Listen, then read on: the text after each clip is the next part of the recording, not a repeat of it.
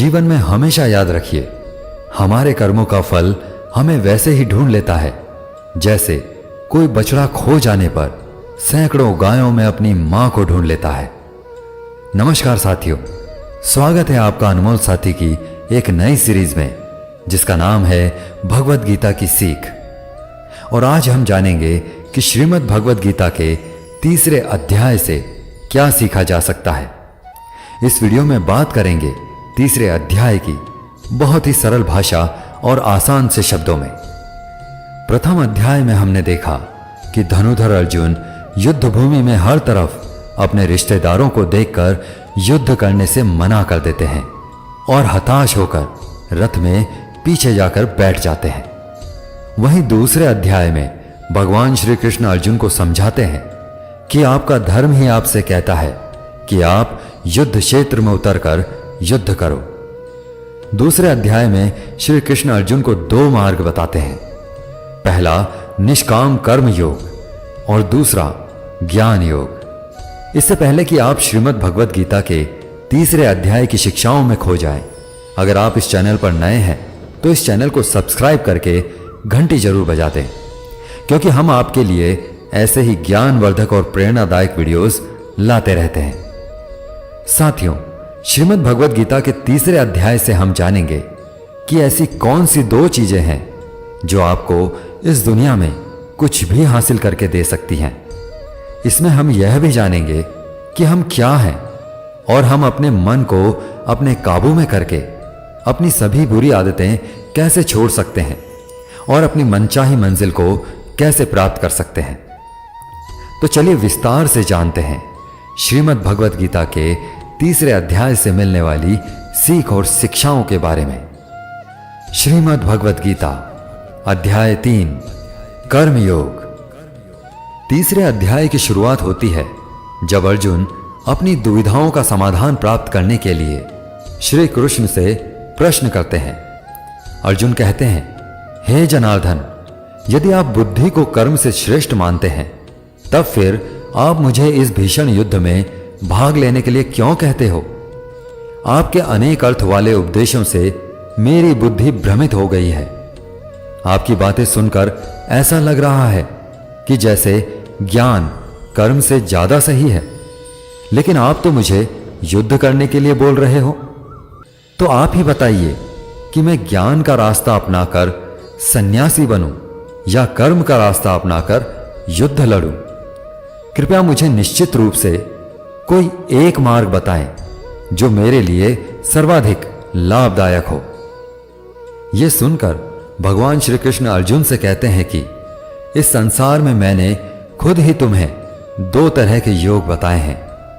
योग का मतलब है ऐसा मार्ग जिससे हम अपना जीवन सफल बनाते हैं।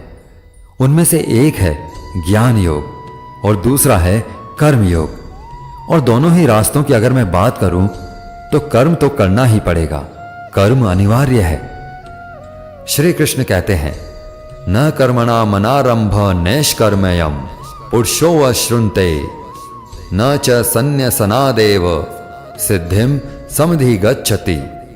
अर्थात न तो कोई केवल कर्म से विमुख रहकर कर्मफल से मुक्ति पा सकता है और न केवल शारीरिक संन्यास लेकर ज्ञान में सिद्धावस्था प्राप्त कर सकता है। भगवान श्री कृष्ण कहते हैं कि अब तुझे ज्ञान योग अच्छा लगे या कर्म योग, दोनों ही माध्यमों में कर्म तो करना ही पड़ेगा। कुछ लोगों को लगता है कि हम तो कर्म ही नहीं कर रहे हैं, हम तो निष्कर्मी हो गए हैं। कुछ लोगों को लगता है कि हम तो ज्ञान योग के रास्ते पर चलते हैं, हमें तो सब मालूम है। तो चाहे ज्ञान योग हो या निष्काम कर्म योग, भगवान श्री कृष्ण स्पष्ट करते हैं ताकि कोई भी संदेह या भ्रांति ना रह जाए कि ज्ञान मार्ग में भी आपको कर्म करना है और निष्काम कर्म मार्ग में भी आपको कर्म करना है। भगवान श्री कृष्ण कहते हैं कि अगर कोई ऐसा कहता है कि वह तो अहम ब्रह्मास्मि हो चुका है बिना कर्म करे ही, तो वह सिर्फ और सिर्फ दंभी है, अहंकारी है, वह झूठ बोल रहा है। भगवान कहते हैं, कोई भी मनुष्य एक क्षण के लिए भी अकर्मा नहीं रह सकता। वास्तव में सभी प्राणी प्रकृति द्वारा उत्पन्न गुणों के अनुसार कर्म करने के लिए विवश होते हैं। अतः हे अर्जुन, तुम एक मनुष्य हो, तुम चाहकर भी अपने शरीर के कर्मों को पूरी तरह से नहीं छोड़ सकते। उदाहरण के लिए तुम्हें हर पल सांस तो लेनी ही पड़ेगी। अगर पेट है तो खाना तो पड़ेगा ही। और अगर तुम इन सबको किसी भी शक्ति से रोकना भी चाहोगे तो क्या निश्चित है कि तुम अपनी इच्छाओं के बारे में नहीं सोचोगे?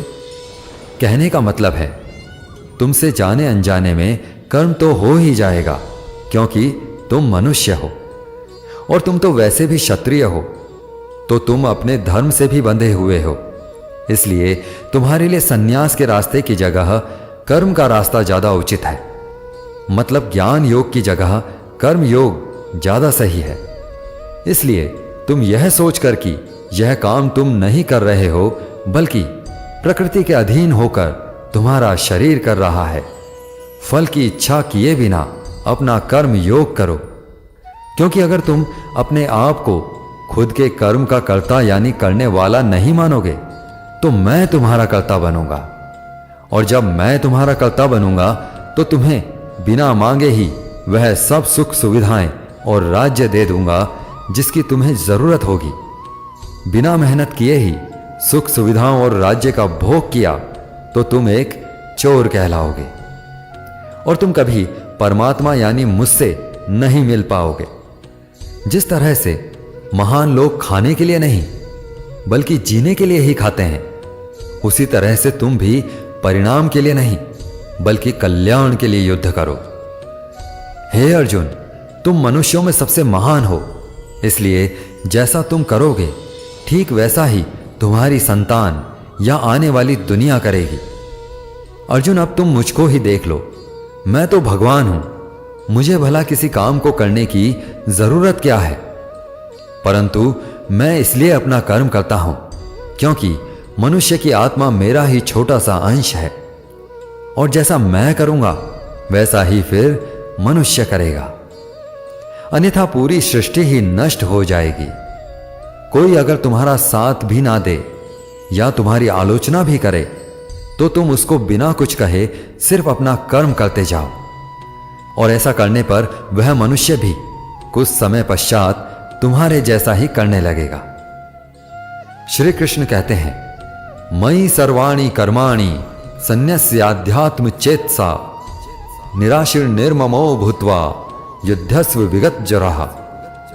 अर्थात अपने समस्त कर्मों को मुझको अर्पित करके और परमात्मा के रूप में निरंतर मेरा ध्यान करते हुए कामना और स्वार्थ से रहित होकर अपने मानसिक दुखों को त्याग कर युद्ध करो। जो व्यक्ति यह सोचता है कि कर्म वह खुद करता है, उससे बड़ा मूर्ख और दुखी इस दुनिया में और कोई नहीं है, और ज्ञानी लोगों के द्वारा ऐसे मूर्खों को कभी नहीं छेड़ा जाना चाहिए। इसलिए अर्जुन, तू भी अपने आप को इस कर्म के बंधन में ना बांधकर बिना किसी आशा के, दया के और पछतावे के अपना कर्म कर।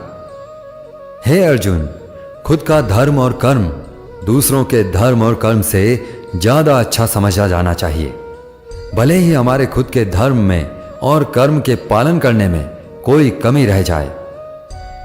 अर्जुन ने फिर सवाल किया कि अगर मनुष्य उसी परमात्मा का अंश है तो उससे गलतियां क्यों हो जाती हैं और वह बुरे काम क्यों करता है?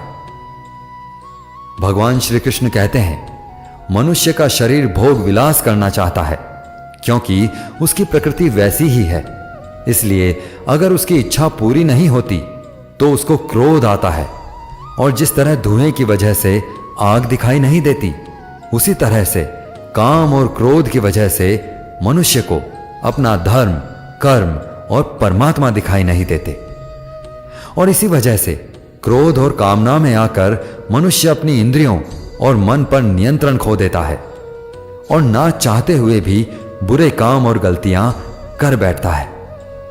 हे अर्जुन, तू हमेशा याद रखना, इस शरीर से ज्यादा शक्तिशाली इसकी इंद्रियां हैं, इंद्रियों से ज्यादा शक्तिशाली है मन, मन से शक्तिशाली है बुद्धि, और बुद्धि से ज्यादा शक्तिशाली हो तुम यानी कि आत्मा। इसलिए अर्जुन, तू अपनी आत्मा से अपनी बुद्धि को वश में कर। बुद्धि मन को वश में करेगी, मन इंद्रियों को वश में करेगा और इंद्रियां शरीर को यानी तुम्हारे कर्मों को। साथियों, श्री कृष्ण की कही गई बातों को हम आज के जीवन के हिसाब से समझते हैं। इस दुनिया में परिणाम दो ही चीजों से आते हैं, ज्ञान और कर्म, मतलब नॉलेज और एक्शन, लेकिन दोनों अलग अलग हैं। आज की दुनिया में हम दोनों चीजों को आपस में जोड़ करके देखेंगे। हमारे लिए ज्ञान भी उतना ही जरूरी है जितना कर्म। ज्ञान का मतलब यह नहीं है कि कोई विद्यार्थी सिर्फ परीक्षा पास करने के लिए सिलेबस को रटता हो, बल्कि ज्ञान का मतलब यह है कि आप सबसे पहले यह जानो कि आपके लक्ष्य क्या है, आपकी क्षमता, आपकी योग्यता और आपकी कमजोरियां क्या क्या हैं, और इन सबको मिलाकर लक्ष्य तक पहुंचने की आपकी योजनाएं क्या है।